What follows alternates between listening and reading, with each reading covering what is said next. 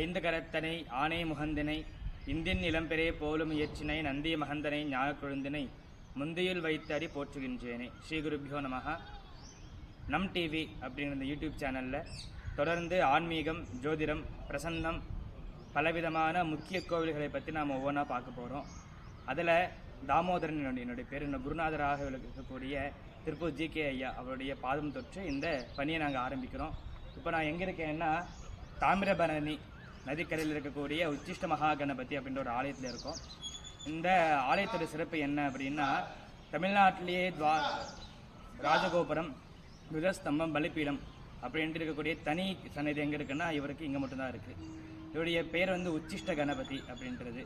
உச்சிஷ்டம் அப்படின்னா மீந்து போனது. உலகத்தில் இருக்கக்கூடிய எல்லா பொருட்களும் அழிந்து போய் மீதி என்ன இருக்கோ அதில் கூட இருக்கக்கூடியவர் தான் அந்த உச்சிஷ்ட கணபதி அப்படின்றவர்.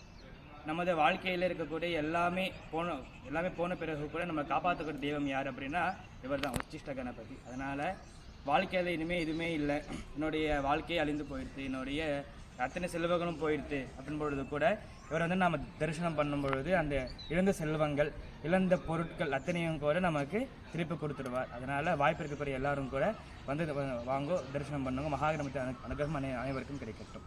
ஸ்ரீ குருபியோ நமஹ.